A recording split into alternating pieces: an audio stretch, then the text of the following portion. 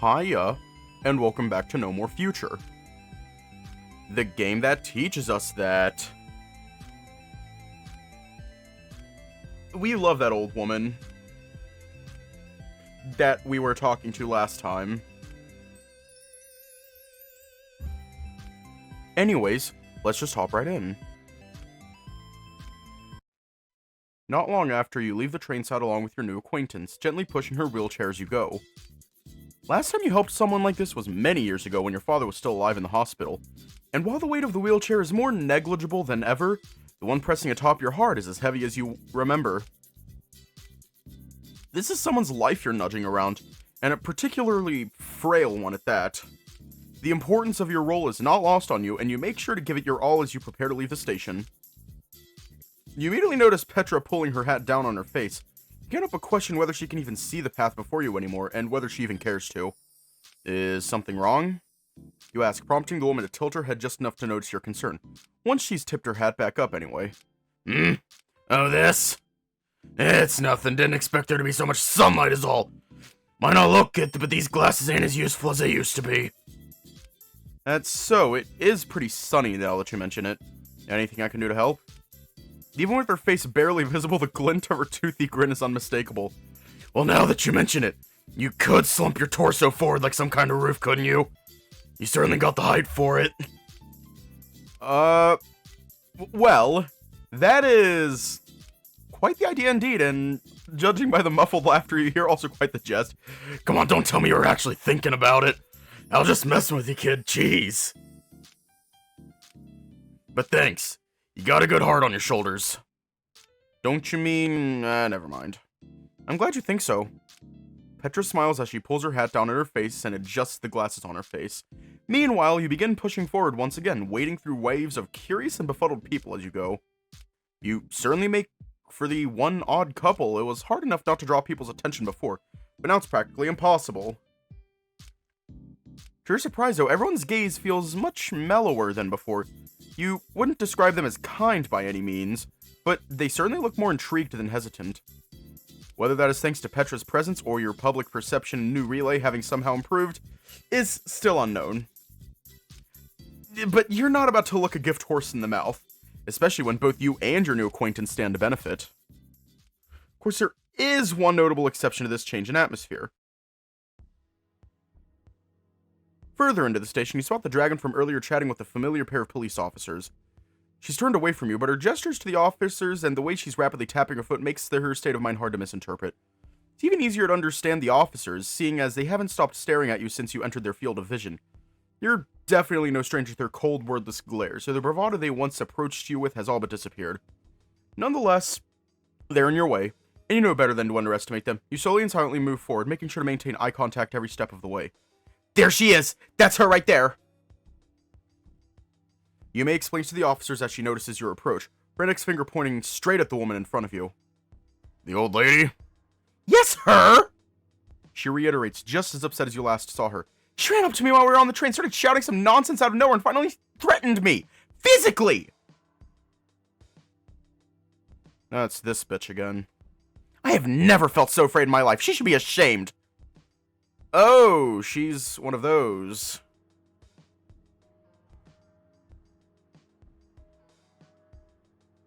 Oh, afraid my asshole.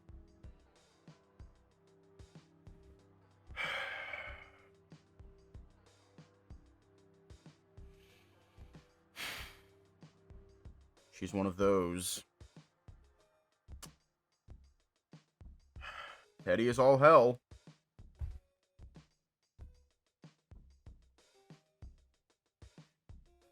I've met a lot of people like her.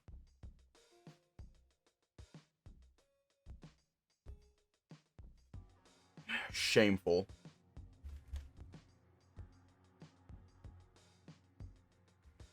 She yells as she turns to face the officer, her tone quieting down some as she does. Sure, there were other people on the train who saw what happened. Like that android, they were literally there. Go and ask them. She gestures to you with her hand, either hoping or genuinely think you'd corroborate her story if it came to it. You don't even have time to ponder the merits of it, as one of the officers turns to address her complacently. Look, you sure heard that right? The old lady threatened and pushed you around? I literally told you it was her! She did it, and she didn't push me around. Would it make more sense that it was the android who did all that to you? Look on the dragon's face shows all the bewilderment you yourself cannot afford to. Are you listening to me? I said what I said. Can you please just... Shh! Keep your voice down, damn it! You want the whole station to hear you or something? Saying that Drake's jaw dropped to the floor would be an understatement. She makes as if to say something, but someone else beats her to the punch. Officers, you poor and gentle souls, is there a problem perchance? Petra asks, in a saccharine tone that feels quite a lot like mocking coming from her. Not that the policemen seem to notice as they reply. Not at all, ma'am. We just need to ask a few questions of that android behind you if you... No! No, you really don't! The dragon remarks to your mutual surprise. Lady, we're just trying to help you here. Why don't you just... His hushed reply is quickly stopped by Yume's, whose whispers drop so low that you can no longer hear them. You're not sure you follow what's going on, but by the time she's done with the policeman, she turns to face you once more.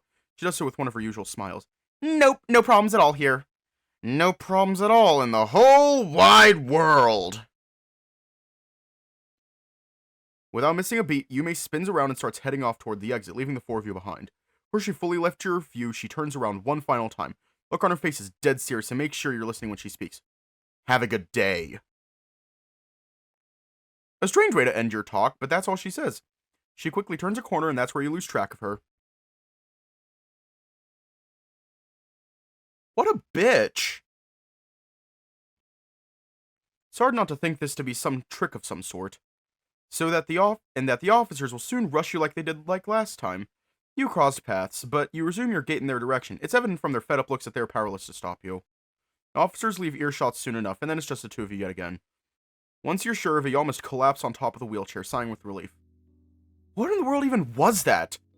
Can't ask, to Petra's amusement. Good old American incompetence. You just can't help but love the cops in this country, don't you agree?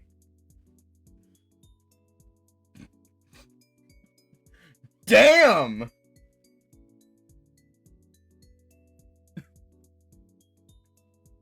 Damn! She laughs to herself, only to stop as she notices your silence. Unless you're talking about the girl, in which case, I don't fucking know. Not that I worry about it myself. Like they say, it is what it is. Her tone is cheery and carefree, but not nearly as persuasive as she thinks. She looked pretty upset. You mutter to yourself, much to Petra's surprise. Man, what the fuck are you talking about? Don't tell me you're worried about that bitch or something.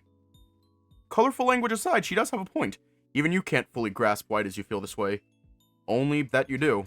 Like I said, I'm really not a fan of how things ended between us. She was rude, yeah, but so was I. You mutter to yourself as your grip on the wheelchair's handles slowly tightens. I feel like I ruined her day without even trying. She kinda did that to herself by being a massive raging bitch. Would you please stop calling her that already? Alright, jeez, kids these days, so sensitive. This is no more future. And Petra is an icon. She is an icon.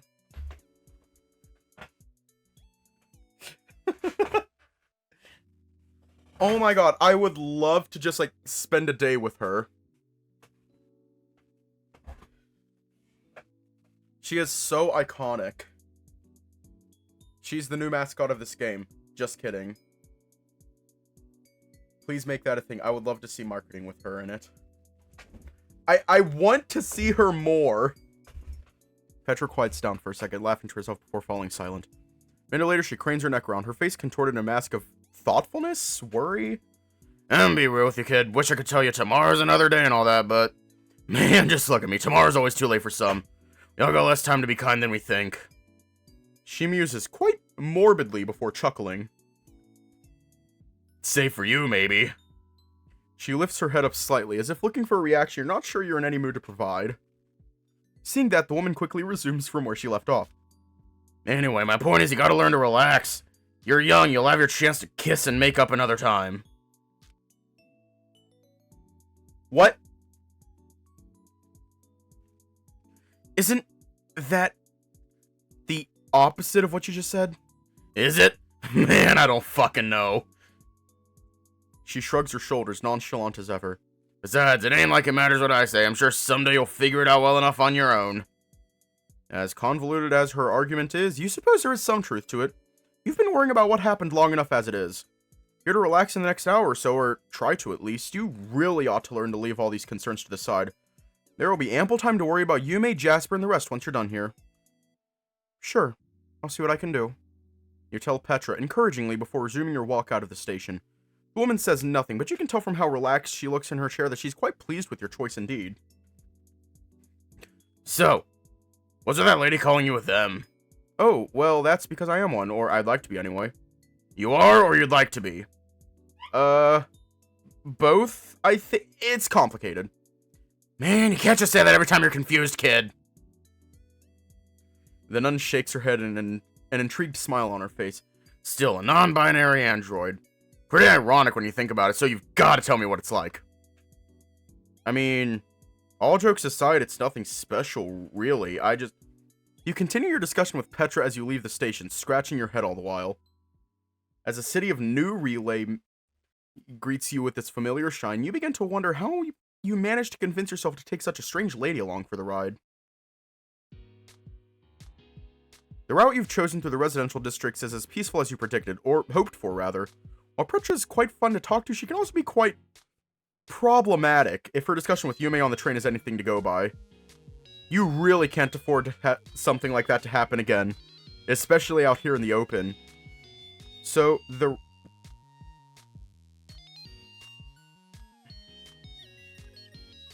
I just realized that my microphone was on max volume. I am so sorry.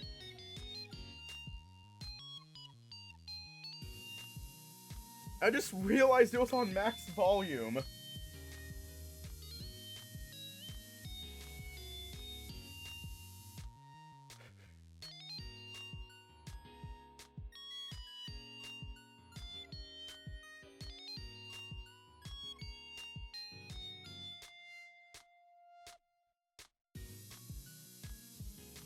Really can't afford something like that to happen again. Especially out here in the open. So the relative quiet suits you just fine. For that matter, it appears to suit your new acquaintance too. Just hasn't spoken a word in a while now, and you're just about to start getting worried. Are you liking the town? You ask, which the nun reacts as if you suddenly woke her from a daydream. Oh yeah, sure, it's pleasant enough, alright. Really like the, houses, you know? Real pretty. She says she waves her arm at the scenery around her, albeit without very much enthusiasm. I see. I'm sorry, in hindsight maybe I should have picked a more scenic route through town. You mumble yourself, somewhat remorseful over the indifference you picked up in her tone, only for her to quickly reassure you. It's alright. It's an atypical pilgrimage already. I'm happy enough just being out and about for a change. She chuckles, only to stiffen up soon after. Shit, I never explained what that meant either, did I? You know, it's like a vacation for religious people. You ask, a bit unsure, leaving her doubly so. You know what? I'll take that answer. That's good enough for me.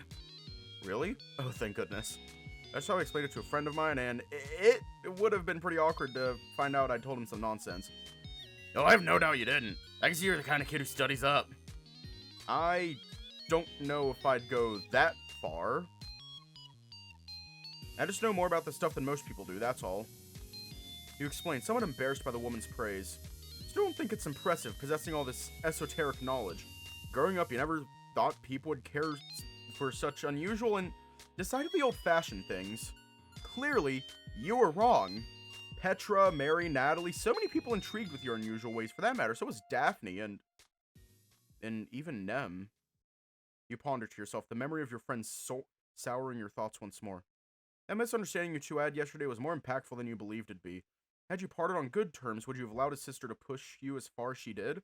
Just so you could try to understand what happened a little more? In the end, you couldn't even achieve that much. What a complete and utter disappointment. That friend of mine, he's actually the brother of that girl you yelled at earlier. You end up muttering to the human. Your regret's too heavy not to be shared.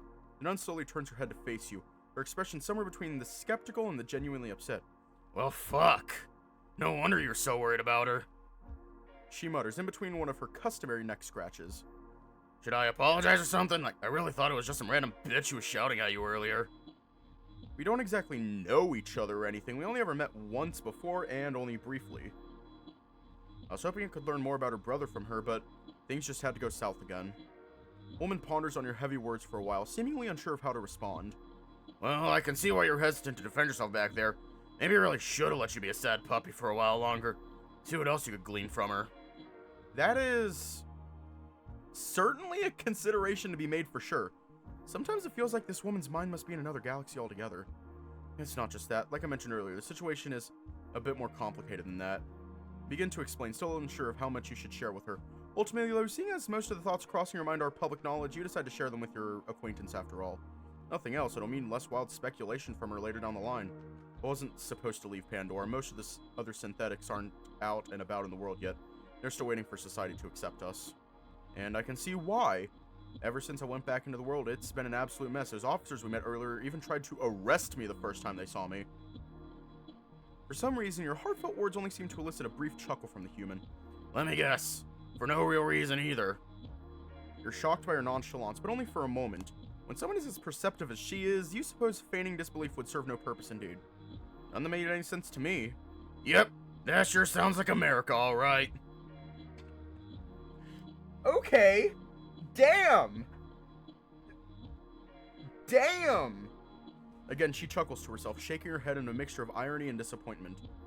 She had a very similar reaction earlier in front of those officers, too, now that you think about it. It could be she's just a very opinionated individual like Daphne, but could it be she's been to the States before? She's made no mention of it so far, but it would make sense, what with how confident she seems despite traveling alone. Maybe really should ask her if... And let me guess, ever since that shit happened, you've been walking on tiptoes every time you leave your home, ain't that right? She suddenly asks, forcing you to refocus onto the matter at hand. Perhaps for the best. You can always ask her about that stuff later in the conversation. Pretty much. I have to be wary everywhere I go. I never know when I could be recorded or spied on. It's not as if I only need to worry about my reputation. Pandora's reputation, Synthetics' reputation, is on the line every time mine is questioned. Tono saw what happened between me and Yume today, or worse, recorded it. The mere thought sends a shiver down your spine. With Jasper already soured on you and the owners inscrutable as always, another scandal like that could spell disaster for you and Mary's efforts both. So you panicked. Petra deduces, quite easily, after seeing the abrupt fall in your expression. Not much else I could do. Running away wasn't an option, retaliating, even less so. Sucks, but that's just what life is like for me now. Accepting that anyone could have a problem with me at any time, for any reason, that I just gotta suck it up no matter what. You explain, and not without a certain dissatisfaction. Accepting the reality of your situation certainly doesn't make it any less unpleasant. But such is the point of the sacrifice, you suppose. And if this is what is required of you to help your friends, so be it. Why isn't retaliation an option? You hear Petra ask, casually enough that you wonder whether you even heard her right. When you realize you really did, you still can't believe your ears. Did you even listen to anything I said? I heard you, jeez, kid. I'm just saying, sure you're happy living life like that? Well, of course I'm not. No one will be happy walking on eggshells all the time. You almost shout at her, only stopping once you remind yourself it's an old lady you're screaming at. But I've got Pandora and the synthetic project counting on me. I can't afford to mess up. Try to rid yourself of your leftover anger with a sigh, but as you do, you realize all that's left is resignation. Somehow you thought doing the right thing would feel better than this. The nun looks through her impenetrable glasses at the emotions flowing on your visor, an equally impenetrable look on her own visage. She ponders her next words uncharacteristically long before replying just as calmly as she did earlier. You know the thing about being a doormat? Live like that long enough, you forget what it's like to live as a person. She explains, with words so striking you're engrossed before you know it. Really, I've seen a lot of people fall into that trap. You think you're making a choice when it's really the choice that made you. You feel me? And then she loses you again. I don't think I do. Plus, didn't Jesus say to turn the other cheek in situations like these? This whole argument doesn't sound particularly Christian. Well, that's because you're talking to Sister Petra, not Jesus Christ himself. Duh. I ain't gonna pretend I agree to everything that homeboy said. He lived like 2,000 years ago and shit. Damn!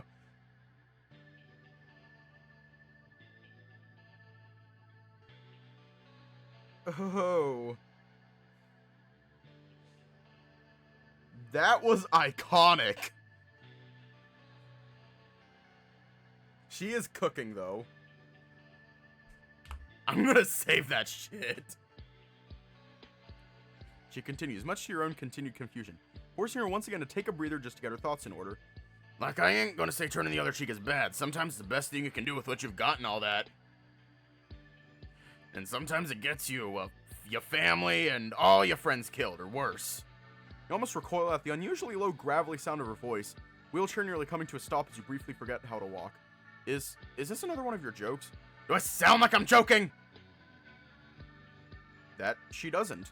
Then unspeaks with the tone of one who's seen too much for one life. The very same one you've heard Daphne use time and time again as recently as last night. You could be wrong, of course. You could just be assuming things like even she did not long ago.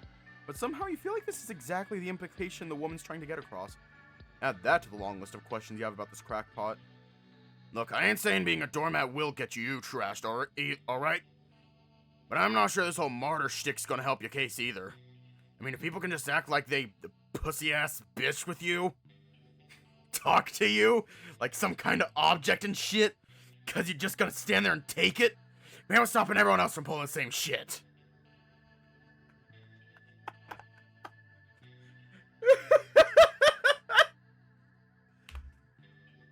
God! Keep in mind, this is from a nun! I just want you to remember that. This is from a nun!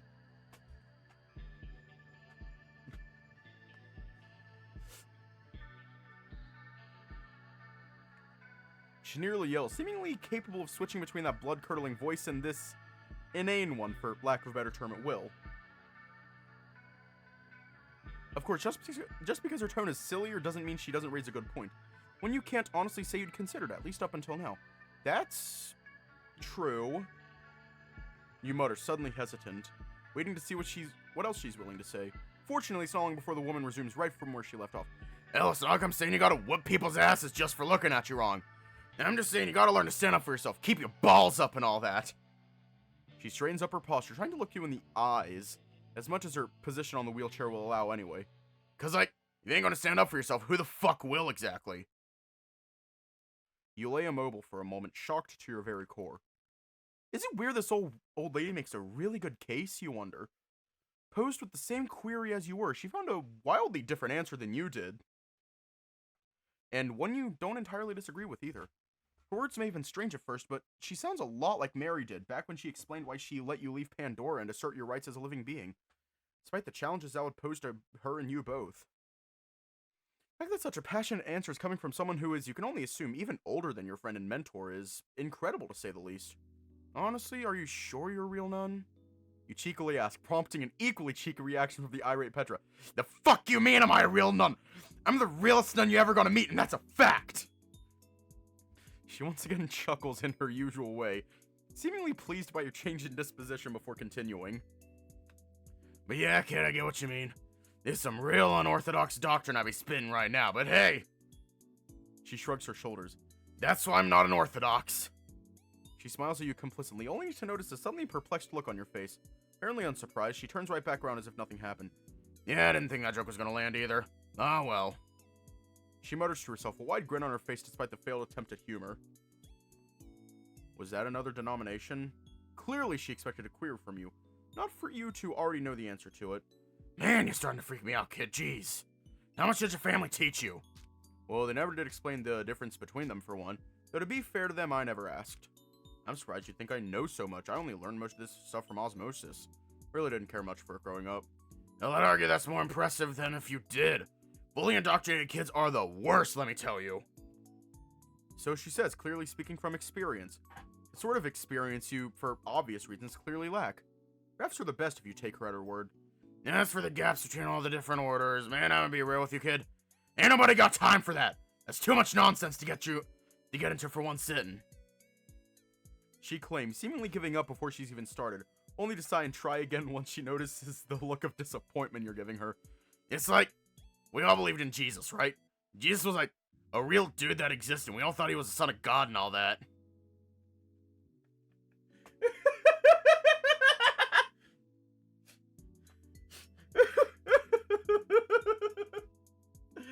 What the fuck is even happening? She tentatively clarifies, her hand reaching out for the back of her neck not long after. And that's about the only thing we agreed to. I see. And that Vatican you spoke of was the authority they all reported to? Actually, all the other denominations formed specifically because they hated the shit out of the Vatican. Oh. You mumble out loud, decidedly surprised, not to mention concerned over what it means for your parents' denomination. The nun notices your sudden discomfort right away, but rather than explain herself, she takes a brief moment to revel in it. Well. Looks like your family skimped out on the history lessons after all. I guess they did, yeah. They taught me the prayers, a moral code, the mythology behind the faith. I don't think they ever mentioned the history of the religion itself. The mythology? That what you call the Gospels and shit? She chuckles to herself, convulsing all the while, making you think of a coughing fit or worse. You'd likely be concerned about her physical health if you weren't already busy panicking over your hasty choice of words just now. I'm sorry, maybe that was a bit... Nah, it's all good. That shit was way too funny, man. What the fuck is even happening? She keeps chuckling, seemingly doing better than her spasming body would suggest. Once her body has stopped jittering left and right, she slowly pulls herself back into her wheelchair's embrace, a more muted look on her face. You know, it makes sense your family only taught you that stuff. That's about the only good we could salvage when the music finally stopped. Something about her words, likely spoken without much thought or effort, manages to capture your interest once more. What do you mean? Woman hesitates to answer, once again pondering her words carefully while casting her gaze to the sky above. You didn't know any better, you'd almost think she was trying to catch the Almighty's attention. Now, how much do you know about the end of our faith? You mean the time it stopped being mainstream? Not a whole lot, to be honest, just that it happened around the same time as the shift. Well, better start at the very beginning, then. The Vatican, if you still care, was a Catholic seat of power. Think a small kingdom, like from a fairy tale, just even smaller. Like, smaller than a city small. Not that this made us powerless, we had a boatload of money, independent political power, and a vast following spanning the whole entire planet. Man, in the good old days, we were the shit, man. Huh. Can't help but mumble out loud, amazed by her words. Ones you feel you can believe anyway. That was back in the early 21st century, right? I remember my parents saying there used to be a lot of Christians back then. A lot? Think millions, kid. Fucking billions at one point. Hell, we were practically a country inside every country. Could have survived a whole ass nuclear winter if it came to that. Survived it how? You inquire, somewhat unsettled by her gruesome suggestion. Well, maybe not the Vatican itself, but, you know, the faith. The faith would have survived, you feel me? That survived for 2,000 years, thrived in the most hopeless, godless landscapes known to man, and it would have survived another 20,000 if it had to. Guaranteed. Woman swears up and down, practically jumping in her chair at the thought, while you merely watch on with muted interest. Except it didn't. You comment without hesitation, ruining the old woman's parade and earning a hearty sigh for the trouble. Except we didn't, yeah. God just had to put us through one trial our faith was not built to withstand. The motherfucking shift. The nun murmurs under her breath, seemingly upset, forcing you to lean in closer with your head just so you can keep listening to what she says. Famines, pandemics, wars, death. Man, we saw it all coming. We had an answer for everything, save that one little part in the book of Revelations where God turns all his children into motherfucking animals. Cause he motherfucking feels like it.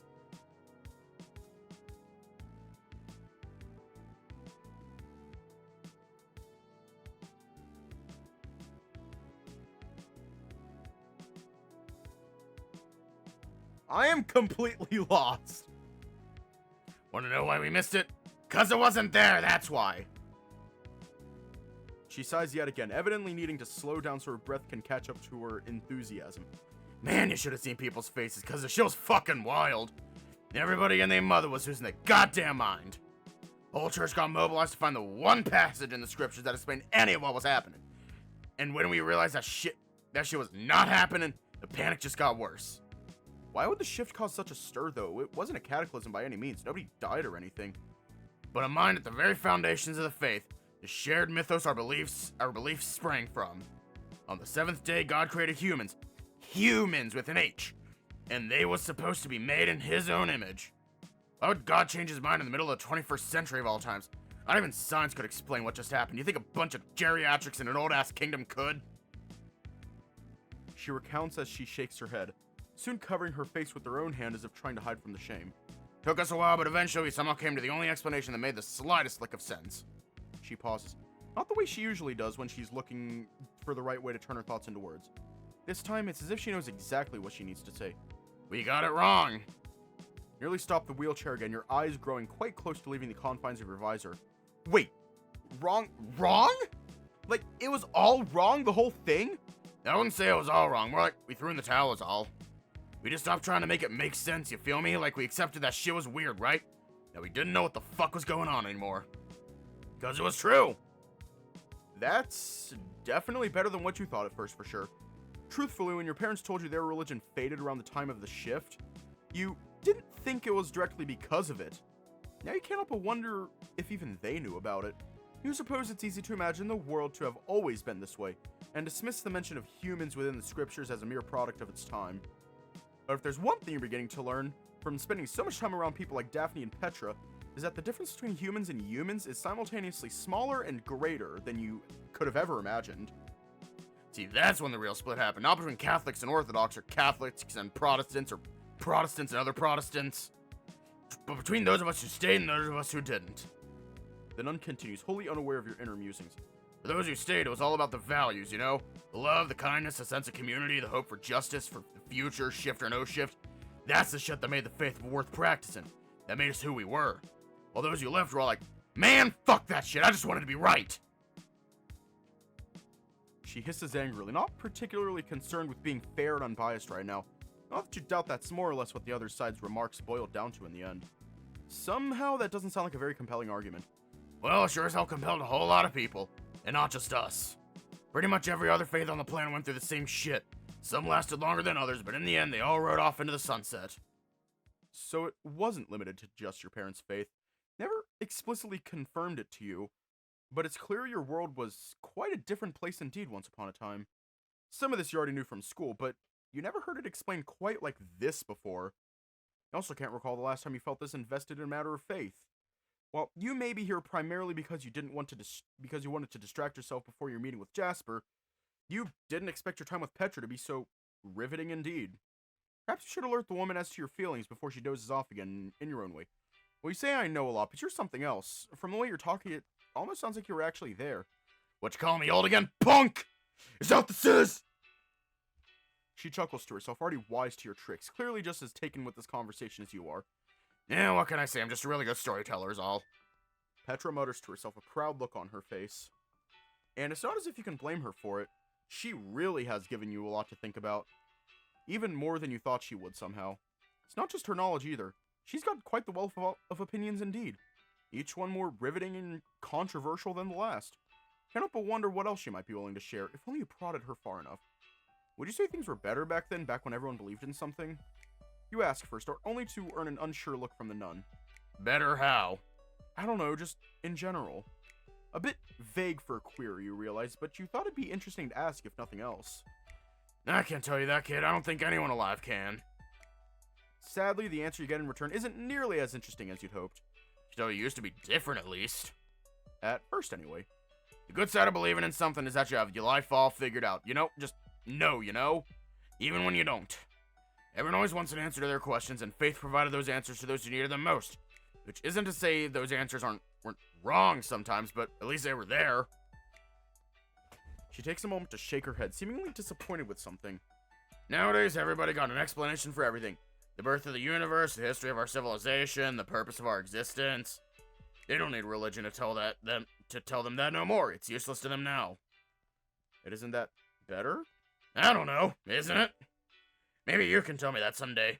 Pretty soon it seems people won't even need to worry about death no more. Makes you wonder what they'll even worry about next. She mutters to herself while you watch on with a more muted look on your visor. You don't seem particularly stoked about this technology after all. I wouldn't say I'm not. Don't get me wrong, I've had a hell of a lot of fun with you so far, though I may not look it.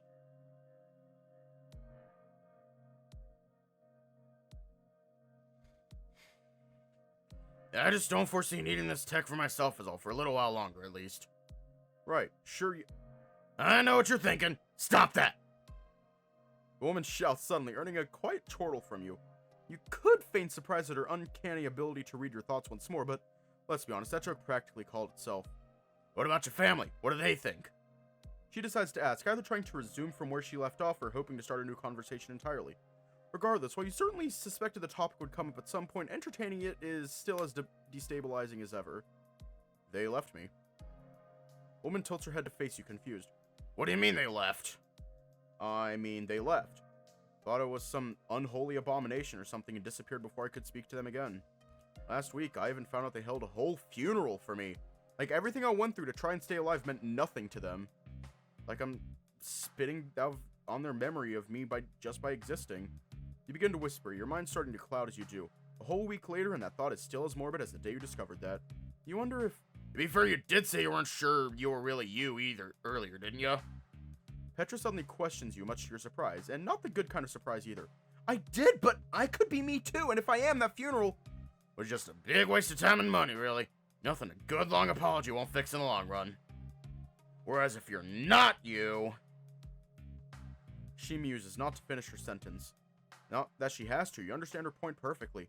To an extent, you could almost agree with it. But the sour taste in your mouth yet remains, and it only grows stronger as you consider everything else your family did. You also kept the fact I became a synthetic for my cousin, who does believe it's really me. Once more, the woman appears to pause, pondering your statement with a mixture of curiosity and concern on her face. How old is he again? 15, closer to 16 now. There's a sudden marked shift in her expression when she hears your reply. She scratches the back of her neck hesitantly before finally replying with a brisk shake of her head. Alright, you got me. That's fucked up. I ain't gonna lie. Like, I was trying to play devil's advocate, and believe me, I see the irony in that, but that ain't right, man. That's fucked up. That's just plain fucked up. Yeah, my cousin had to bank on a miracle just to get in touch with me again. Even now, I have to plan all her calls and visits in secret. Well, it doesn't sound like your family's giving you a whole lot of choice. She whispers sympathetically, much to your shock. So much so you can't help but mutter a response. Somehow I thought you'd object to this a lot more. To me, too. Now what's that supposed to mean?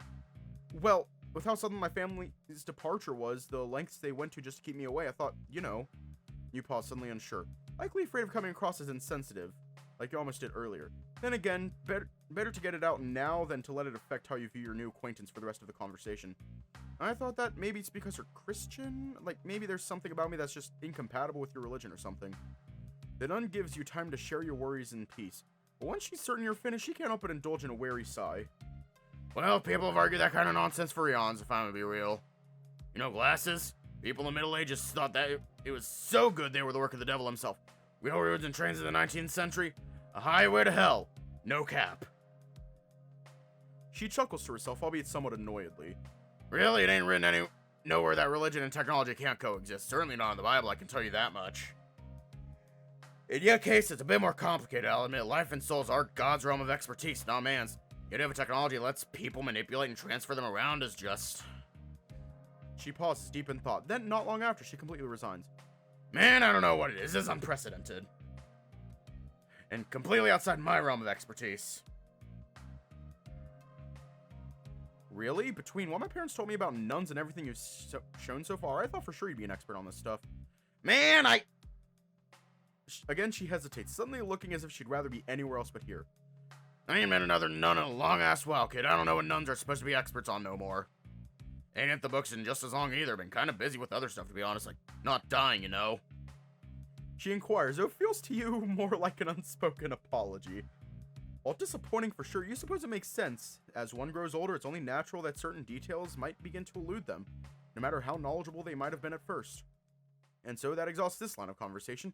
It's clear now that this lady won't judge you because of what you are, but neither can she provide definitive answers on the myriad queries that hound you. You'll have to look elsewhere for those. As for where exactly, I already have a few ideas. My uncle and my aunt on my father's side should still be teachers at Bloomberg University. They hold lectures on philosophy and theology in between other classes. Woman regards you strangely with a mixture of awe and surprise in her otherwise unreadable expression. Huh. People really still teach that kind of stuff? Not that many attend, but they still have a job, thanks to some government grant or another. They always wanted me to get interested in those topics when I was little. They were looking forward to me enrolling last year, but to be honest, I never cared about these topics as much as I do now, especially when I was younger. You begin to mumble, the look on your visor slowly souring as you do. And as the nun begins to realize why that is, her own lips begin to tighten up in response. Think they turn the rest of the family on you? As usual, she somehow manages to read your mind better than you can yourself. thought has crossed your mind a few times over the course of the week, ever since the moment you learned they'd left to go on some pilgrimage or another, seemingly with the express purpose of getting away from you. Of course, you can't be certain that that's the reason why they left, but what if it is? I don't know, it could be, but it doesn't sound like something they do. Either way, I fully intend to find out if that's the case, once I can find them again, that is. Nothing else, so you can put your own worries at ease. All your memories together, the progress you've made, the hardships you've conquered, that they don't deserve to get blackened because of your relentless paranoia. Or theirs, should their fears prove founded. Seeing the determined look on your visor seems to elicit a faint, conflicted smile from the human. Really care about your family, don't you? Of course I do!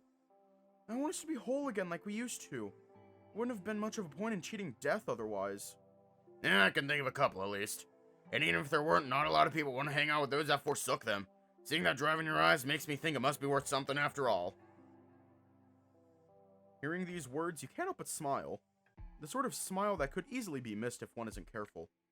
Maybe it's because of the sudden bout of embarrassment you're going through. You're not used to strangers being so kind and understanding with you. And somehow it feels even stranger coming from someone like Petra. Why you feel this way, you still can't say for certain, but the feeling is enough to make you curious about her once more. What about you? What was your family like?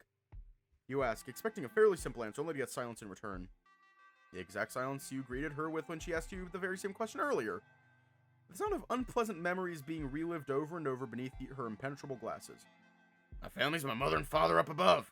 Never had anyone else. Never needed anyone else. I see. You mutter under your breath, only for the human to pipe up in your stead. Hey, chin up, kid. I don't need you getting all mopey on me. It ain't like I had a rough childhood or anything. No rougher than most, anyway. She whispers to herself as she scratches the back of her head, still somewhat unsure about this. Besides, even with no family, I'll say I turned out pretty good. I do say so myself, all thanks to the big guy up top. Remember that, if your family don't want you back, even when you're all alone, there's always someone watching over your shoulder. Try to smile again, though a lot's unfolding beneath your visor. Not at all what you thought she'd say, that's for sure. It's a harsh answer for sure, but also bittersweet. Briefly consider apologizing for asking a question she was clearly uncomfortable with, but you decide to let it go. She is more likely to tease you for your worrying than appreciate it anyway. One thing's for sure, though, that reply gave you a lot to think about. Wonder if this is a human thing. You wonder what, sorry? She inquires as you realize a tad too late that you did a lot more than just think. With a deep breath, you exhale your worries away. No point in feigning confusion now. Might as well see what the nun thinks about your musings. Well, there's this other girl I know, a human too. She also wasn't sure about me trying to reconnect with my family. I believe her words were fairly similar to yours, just without the whole religious spin to it, if that makes sense. Ah, I see. So you know another one. Another human, I mean. Yeah, I met her about a week ago. She's just about my age, maybe a little younger. She also had a pretty rough childhood. You mutter quietly while the nun's hand slowly begins stroking her chin. Not exactly unusual from what I hear. People don't exactly look kindly to us on a good day.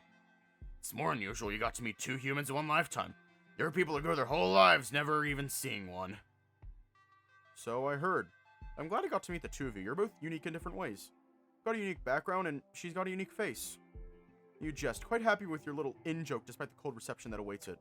You're practically begging for clarification, saying something like that, but the conversation was getting a bit stale anyway, so... That request for clarification has taken a while to arrive, so much so you're starting to get concerned. Is everything alright? Did you hear what I said? Nothing. Nun stares silently at the road ahead, clearly motionless. You can't help but question whether she even heard you just now. Or if that's even the worst case scenario at this point. I'm sorry, did I say something? All of a sudden you feel your chest bump against the back of the wheelchair. Continue pushing, but it doesn't move an inch. Must be something with the wheels, you instinctively think to yourself, so you make as if to look downward, if for about a moment. All this occurs in less than a second. What happens next takes even less. Motherfucker!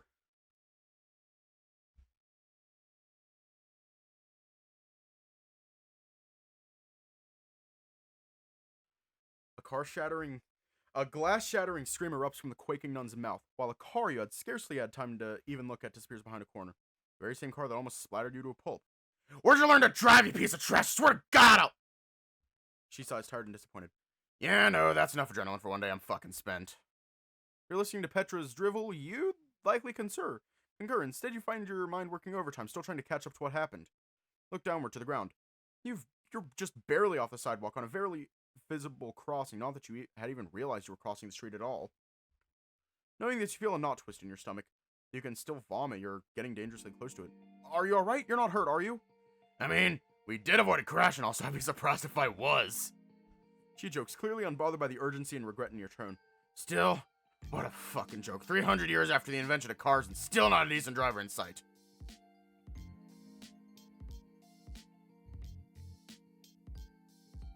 It's the 23rd century! We're in the 23rd century!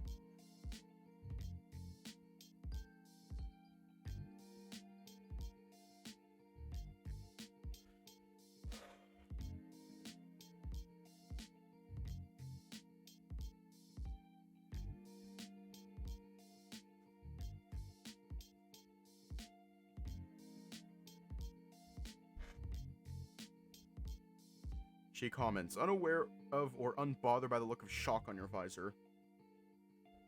You're still not sure what just happened, but with a deep sigh, you turn to look the way that the car took off in, and allow some of your panic to revert back into confusion.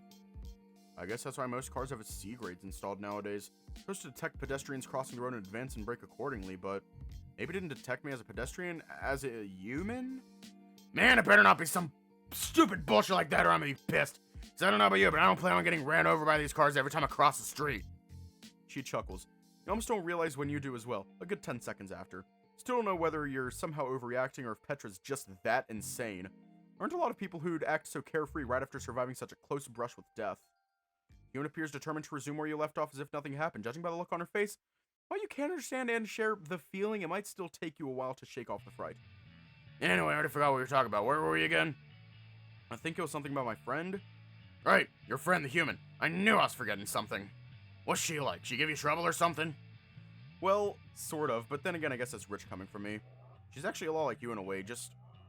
You tentatively resume your conversation with Petra, which steadily regains momentum as you carefully cross the street. There's something about this nun that just invites conversation somehow. And now, just about her either. Along the way, you have to restrain yourself from babbling on about your capers with Daphne on more than one occasion. Truly a shame, knowing your time together is already drawing to a close. You look up to the skyline, which has grown considerably closer since the two of you left the station. You can almost feel the shadows of Pandora's main building hovering over your shoulders. How time flies indeed. You had no idea you already spent that long just talking to each other. Nor that it was even possible to have such fun arguing with a total stranger on a whim. You can only treasure your final moments together as you push Petra's wheelchair deeper into new relays, even more crowded streets. Sometime later, you finally reach your destination, Pandora Laboratories HQ. While outside is still as ambivalent as ever to you, the nun can't help but share some bemused cackles from deep within her throat. You've gotta be joking, kid. You telling me this is your home? Well, it used to be for a while anyway. I live in Bloomberg now, far away from here. Man, has anyone ever told you this place looks like some kind of cartoon villain's secret lair? Hell, it's even got a spooky insignia on top of the door and everything. You make a whole kid's show out of this, I bet. I don't doubt that, but at the same time, the villains inside this place are anything but cartoony, you nearly blurt out loud without thinking. Fortunately, you realize how poor an idea that would be before sharing it with the world this time. Scientists inside aren't all that bad, honestly. Everyone's pretty nice, and I'm even proud to call some of them my friends. Well, I guess they kind of have to be, given their track record. I don't think they last very long if they were all mean sacks. Shit. Right, so you do know about Kronos. What you mean, so I know about Kronos? Of course I know about it. I wasn't born yesterday if that wasn't obvious. No, I definitely didn't mean it that way. You started knowing full well you definitely meant it that way. I mean, I'm surprised you were so nice to me knowing Pandora's track record, as you put it. Most other people I meet are nowhere near as kind. Well, most other people are jerks, ain't that right? Trust me, I know of all people. Yeah, guess they are. Still, it really was a lot of fun hanging out with you. I didn't expect spending time with an old lady would be so exciting. Even though it could have stood from being a little less exciting a couple of times. You cocky little shit, you. Sad, speak for your damn self. I haven't had a conversation this engaging in years, perhaps even decades. It was a highlight of my day by far, and I didn't even need to whip anyone's ass for it. Right. You only had to threaten a couple people with it instead. I mean, what were they gonna do? Punch down on an old lady or something? As people say, or used to say, or whatever, we take those. I guess you do.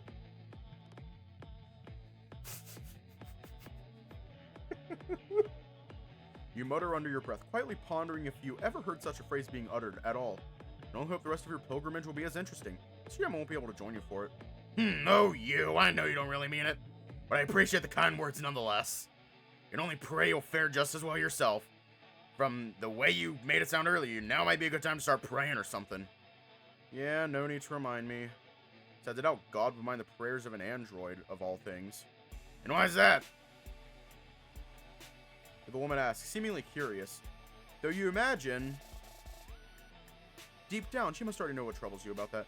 Well, I'm not exactly one of his children, am I? I'm not sure I'm even human anymore, much less Christian. That it? She grins, only to follow with a brief fit of her familiar laughter. People always underestimated the extent of God's love and never could agree on who was or wasn't his kid. Might be a little shit, but something tells me you'll be alright. As long as you stay out of trouble, you feel me? Yeah, I feel you this time. You stutter, once again afraid you might have given out too much information. I recall telling Petra about that, but given everything that's happened, a little worry is more than warranted in your opinion. Indeed, perhaps it's best to cut this conversation short before you can make a mistake you won't be able to take back as easily, as regrettable as it is. It was a pleasure, really. Take care, alright? And you as well. Go in peace, child. Or don't! She nearly chokes on her own laugh, earning a brief chuckle from you as well. More so from her reaction than from the joke itself. With a warm smile on your face and a splayed hand to signal your departure, you bid the woman farewell and climb up the steps to Pandora's HQ. A long discussion with Jasper awaits you, and one you can't say you look forward to in the least. Perhaps this distraction served you a bit too well, seeing as you're already struggling to come up with things to say to him. There's still a little time before your meeting begins. If praying really is still an option for you, then you pray you'll find the right words in the next few minutes or so. No pressure.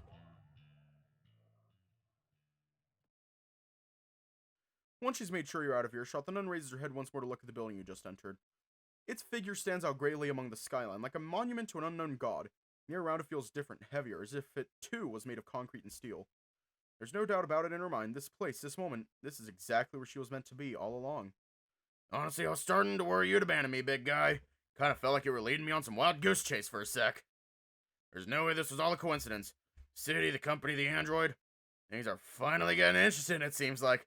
Took 'em a while, I'll say. There's no need to continue this bloody pilgrimage after all.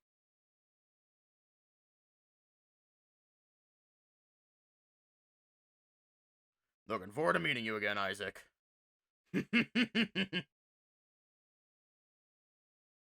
she just die?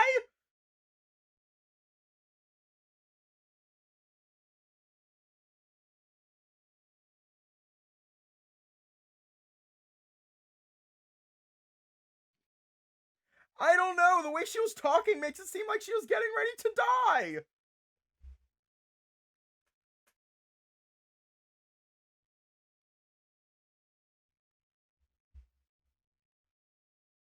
Damn. In reality, I don't think she did die. After a warm welcome from the secretaries at the entrance and a stern warning about the dangers of setting foot in Jasper's office, you slowly step into the main lobby's elevator and begin your slow ascent. Apparently the office you're heading off to is where Jasper likes to do all his dressing downs, including his firings. No stories of controlled demolitions that you heard of. There's always a first time for everything. Honestly, the way they spoke of it felt right out of a horror movie. One worker even whispered of people leaving the elevator in tears after a chat with the Drake. It sounded ludicrous at first, but the worry in their eyes was absolutely real. It seems pretty much everyone here is scared to death of their boss. Good reminder to be on your best behavior, especially after letting yourself go so much with Petra just now. As the slow climb continues, you consider how to approach the upcoming meeting. Obviously, you're going to let him do most of the talking. He's going to be yelling at you a lot, and the insults are probably going to make up a good chunk of his speech. We're gonna die! Again! However many times I've said that. No point in getting upset, you reckon. The owners aren't on his side for now, and you still live under Mary's constant aegis. Albeit it's unclear how effective it'll be right now, given that she's off to who knows where. Nope, I can't let the nerves get the best of me now. Mary would say I have nothing to fear, and I have to trust her instincts. Trust her the way she trusts me. I just gotta stand there and take it, no matter what he says. That's gotta be easy though, right? Worked well enough during your brief meetings with the owners. You're certain that if Mary were here now, she'd suggest the same course of action with Jasper. Would Petra, though? All that such a thought would surface in your mind at a time like this. She's merely an old lady you met by happenstance, yet her words still linger at the back of your mind. Shouting back, standing up for yourself, it sounds great at first, and up until you remember you'd be doing it to Jasper. Something tells you he wouldn't accept it at 10th as readily as the nun did. What if I really am reinforcing his prejudice by acting weak and helpless? What if I'm doing more harm than good after all? You quietly question, throwing your mind in total disarray, right as you're about to reach your destination. The door to Jasper's office opens quicker than you expected, and you struggle to put on a calm facade before its owner can see the panic on your visor. Quieting down the myriad of thoughts in your mind, and mustering all your composure with a deep breath, you slowly step foot into the impossibly large room before you. Immediately hit by a strong feeling of emptiness, only attenuated by a small desk opposite the entrance and a few more along the walls. No chairs either, which means guests don't usually linger for long. Even so, somehow this place doesn't live up to your morbid expectations. You anticipated a drier environment, a more oppressive atmosphere, terrifying presence. And yet only the latter can be felt as you notice a large silhouette standing behind the large desk at the end of the room. The Drake doesn't look at you, instead typing away on his laptop at the speed of sound, loud enough that you can hear it, even across the hall. A small pendulum sways back and forth on the table, seemingly in concert with his own rhythm. Despite his enduring silence, a large scowl on his face leaves little doubt as to his thoughts. With the weight of your mounting anxiety still pressing atop your heart, you finally begin closing the large distance between you. My apologies for wasting your time, sir. Practically whisper as you finally reach the desk, hoping to start the conversation on the right foot for once. Anything I can help with? Silence. His cold eyes keep digging into your visor, frown on his forehead twitching back and forth as he breathes. Are you deaf? He inquires, still unmotionless. Deaf? I'm sorry, did you say something just now? I didn't hear anything. And clearly! He begins shouting as he suddenly rises to his feet, taking aback you in his chair like. You didn't hear me the last few times either! He continues as an all too familiar rage consumes his visage. I'd have made it abundantly clear to you how important this company and its reputation was, yet at every turn you do everything in your power to sink it to the ground. You enjoy causing problems everywhere you go, brawling with people everywhere, knowing that woman will bail you out no matter what. Someone figured you would have developed the sense to keep a low profile out there, but you just can't stop being a menace, can you? He drills into you, sentence after sentence, not stopping even to catch his breath, forcing your gaze to lower in shame with every word he utters. I'm sorry, sir. I didn't mean for things to... Bullshit! He yells as he stomps over to you and grabs your head, forcing you to stare back at him. You don't think I know what you did? I watched a recording of that encounter from beginning to end. You went looking for that fight, didn't you? You definitely knew what to expect when you dropped that bag and started rushing through the streets. I didn't. You stutter, only stopping as memories of your discussion earlier this morning flash to your mind's eye. Good timing, too. Jasper seemed right on the verge of blowing his fuse again. Just wanted to make sure my friend was alright. Seeing him disappear all of a sudden like that, I couldn't just sit by and do nothing, could I? You could've, and you should've. Okay, we need to kill this motherfucker.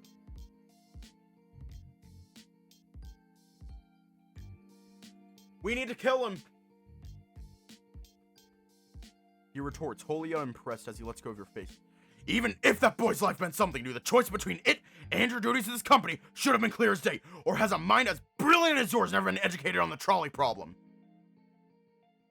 I'm familiar. You reply, somewhat subdued despite your mounting annoyance.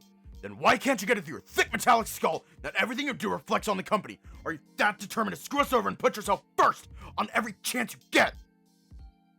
You call what I did putting myself first? You ask, unable to hold back your indignation any further.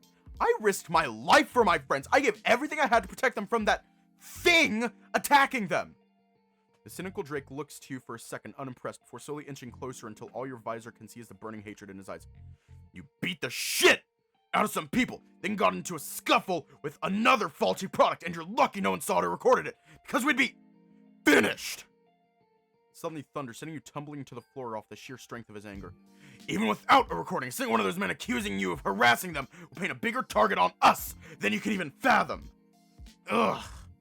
You mumble under your breath as you sit up and start rubbing the back of your head. You know that's never going to happen. They do that and they go to jail for the rest of their life, or worse. You'd think so. He says he leans down and looms over you, a sardonic look in his eyes. But as of late, I've begun to harbor doubts on us humans' ability to be rational at times. Humans and supposed humans. He grinds his teeth together in a fit of anger before standing, turning around and continuing his tirade. And as if I couldn't rely on you less, now we even have a new synthetic prowling the streets, unchecked and unhinged. All because that woman and her bogus science experiment. Really? You're blaming Mary for this too? You quickly retort as you pull yourself up to your feet.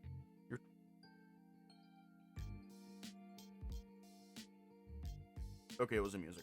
You quickly retort as you pull yourself up to your feet, your tone regaining some of its fierceness as you do, only to briefly rethink that decision as Jasper turns right back around, staring daggers into you anew. Look, Mary did everything she could to help us last night. She arrived on the scene within the hour, and she did her best to hide all the evidence and protect Pandora's reputation. And if it wasn't for that taser she installed on my tail, the one you wanted gone, you keep to yourself, still trying not to push your luck. I never would have been able to stop that synthetic, and the situation would have been a hell of a lot worse for all of us. She's not responsible for that monster's actions, or for his existence in the first place. But she is responsible. Jasper interjects, practically burning with anger. This whole technology was her idea, her responsibility. It's her fault there are synthetics like you and him out there, doing whatever the hell they want without supervision or control. Maybe she didn't create this one specifically, but it's because of her that someone did. A fact that clearly hasn't dawned on either of you yet. Drake steps closer, in between his insults, only to whisper something into your ear once again. As far as I'm concerned, you're both at fault for what happened, for everything that'll happen from now on until someone puts a stop to your madness. He snarls menacingly as his jaws close up and his gaze grows colder still, prodding for weakness within your unflinching gaze. But today, for reasons you barely understand yourself, he just can't find a single shred of it within you. Yeah, I am responsible. I'm responsible for saving 2 innocent lives last night, for stopping a rogue synthetic that, as far as we know, could have gone on to hurt many more. That's what I'm responsible for. Should I apologize for that, sir? You ask mockingly as the Drake snickers just as much. You still don't get it, do you? This isn't just a company, it's everything. If we go down, so does the whole world. And you think it's smart to risk all this just for the sake of 2 people? I do. And I hope, in your heart, you do as well. Because had you been there last night with me and saw those kids in danger and did nothing to help them because your stupid company, you whisper back, unafraid as you tower over him, then I'll question which of us is the real machine here. Silence. For the first time since you stepped foot in this room, Jasper looks completely out of words, if not downright rattled, as if he only just realized there was someone or something standing right before him. And yeah, I'm wholly unsupervised out there and completely out of control. I could be doing any number of things to wreck your company and your precious reputation, if I really cared to. And you know what? I'm done with that. And you know what I've done with that power? I tried to live a normal life. That's all I've done. It's all I ever wanted to do. It's the only reason I agreed to become a synthetic, for crying out loud. I never planned to get into fights or hurt people, or almost lose my life to another synthetic of all things. This isn't how I imagined things would go. But I found out there are people who care about me, who don't treat me as just another object, or a failure waiting to materialize, and I'm not going to abandon them just to assuage your fears. If beating up those nut jobs is the only way to keep my friends safe, then so be it. You conclude, as steely-eyed as the dragon before you, waiting for a retort you already know is coming. Right on time, you notice Jasper's eyebrows rising in disdain, his surprise replaced with nothing but skepticism. Are you done? Am I supposed to clap now? Heroic as your little speech was just now, we're still nowhere near close to addressing the elephant in the room. And that is that rabid synthetic prowling the streets as we speak. Even if your antics were tolerable, and they most certainly not, that freak is a whole new level of problematic. Every day that thing is allowed to roam free, puts more people in danger, which is precisely why he must be dealt with. Why I must deal with him. You interrupt him mid-rant, rendering him speechless once again. It's obvious he really doesn't like that, but his disbelief is stronger than his anger for the time being. You? You expect me to believe you will take him on? Why wouldn't you? I already managed to neutralize him once thanks to Mary and Natalie's help. I know I can do it again. Cause untold collateral damage in the process, I'm sure. He mutters to himself, ever the pessimist, but you're not going to let him change the subject now that he's right where you want him. What's the alternative then? Letting him roam free? Or maybe call the FBI, see if they want to help. You suggest, your words already putting some fear back into his eyes. Seems the only thing he hates more than your antics is the thought of the Bureau finding out about them. Yeah, I thought so. Like it or not, I'm our best shot at solving this issue, and doing it quietly. And I know you're smart enough to see that. Excuse me? He hisses, seemingly offended by your question, as he slithers closer to you like a predator ready to pounce. Even as his blood-curdling visage grows nearer to your own, You muster every ounce of strength in you in order to not budge. You want to be angry? That's alright. You're entitled to that. But your anger won't change the facts. It won't change what you already know to be true. You whisper as you inch even closer to his muzzle, the fire in your visor more than matching the chill in his eyes. We both want the same thing. I'm just the only one of us who can actually achieve it. You conclude, hoping your words may reach the Drake's ears at last. But as you gaze down at Jasper, it doesn't look that way at all. He merely stares, silent and unmoving, straight into your visor as every vein on his face threatens to burst at once. Already you can imagine the things he'll shout at you as he slowly raises his clenched fist, till it's so close to his head you're not sure which of the two you should pay attention to. Yeah, right as you think he's about to unleash his fury upon you, he closes his eyes as if in pain, exhales the longest sigh in a while, and slowly turns around. With but a few tired steps, he reaches his work desk, then lets his head hang low atop it. His hands splayed open on its surface as if trying to shoulder an invisible burden on his back. What a joke. He growls to himself, almost inaudibly. As he continues, however, his tone rises with every foul word he utters. What a moronic, gargantuan, sardonic mess of a joke! He nearly yells, his hands clasping at the table's surface as if trying to claw straight through it. You cause untold problems for my company, which provided you with everything you have, then barge in here boasting about the ways you're going to solve them.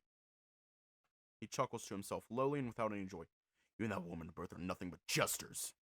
You furrow a figurative eyebrow at Jasper's display. I reckon if anyone here deserves to look cross like that, it's certainly not him. Think I wanted any of this to happen? Think I did? Wait, is that a tear? The man suddenly thunders as he turns around, forcing you back away as you fear the worst. This is my company. I saved it. I fix it. You have no idea what it took me to get us here today.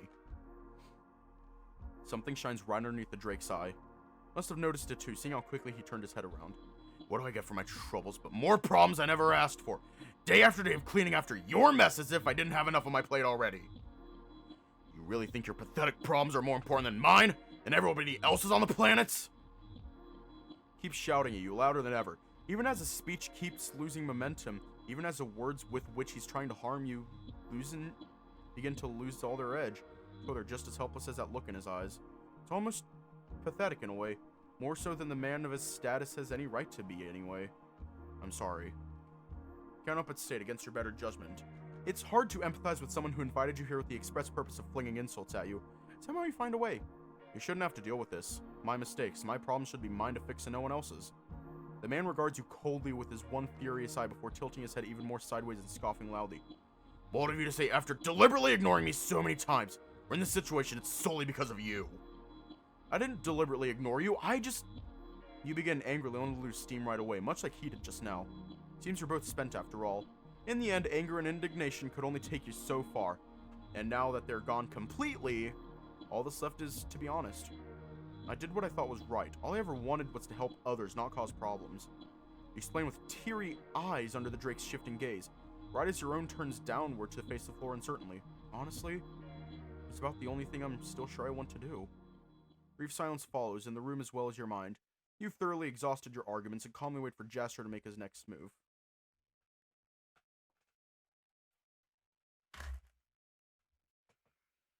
I half expect him to resume yelling at you like earlier. It's what he's good at, after all. And given how unruly you've been in this discussion, it wouldn't exactly feel unwarranted either.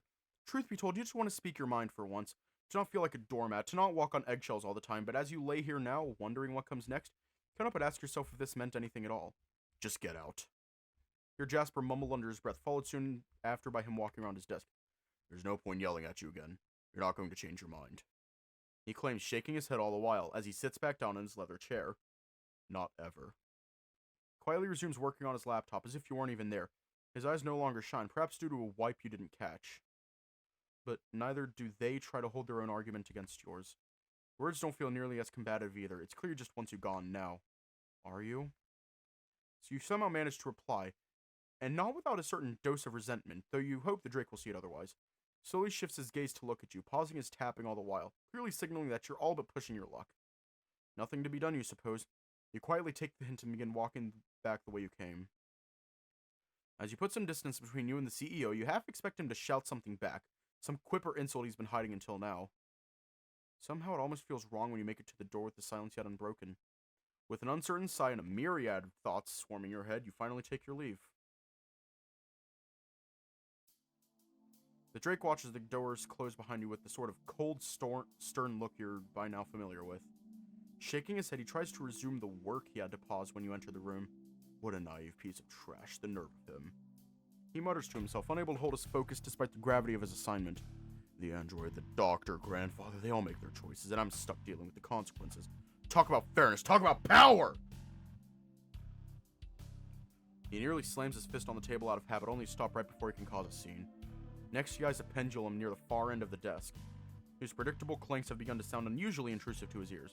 Quickly puts a stop to its repeating motion with his free hand, and tries once more to return to his spreadsheets. Only to soon realize the futility of his attempts. It's no use. His workflow is irreparably broken, his thoughts all but destabilized. It'll take him a few hours at least before he can regain the calm necessary to attend to his duties in peace. Pushing his weight deeper into his chair in a half-hearted attempt at comfort, finally indulges the concerns that continue to hound his mind day after day. This situation cannot continue. Venting about his troubles will not achieve anything, especially now that even the android won't show him the respect he's owed. If all he does is keep playing second fiddle to that woman's tune, then the fate of the company, of the whole world, is all but sealed. What can I do? Seems to be the recurring question. His prestigious title, which used to evoke fear into all who heard it, no longer seems to mean anything to anyone of importance. Every avenue at his disposal to reassert control, but he's already tried, and failed to pursue. It is evident to all now, it seems, that the future of Pandora is no longer in his hands to shape. No longer in mine. He muses as a peculiar thought crosses his mind. He lays motionless in his chair for what feels like an eternity, the gears in his head spinning at superhuman speeds. It's not a plan by any means, and not a reliable one by far. But at this point, what other options do I have? He asks aloud as if the room around him could answer, but only the sound of his own words manages to reach his open ears. So be it. He mutters to himself as he rises to his feet, his eyes shining with brilliance once more. If I can take matters into my own hands, then I'll find someone else who will.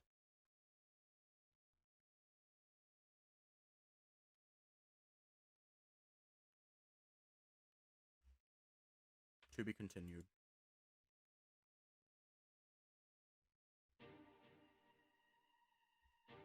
Welcome back. I've been expecting you. I'm Renee, and this is my library. It's a pleasure to have you here again. This is a place to answer questions, learn meaningful things, and of course have pleasant reads.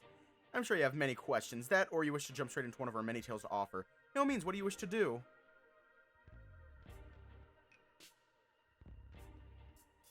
Yeah, I'm not doing all that.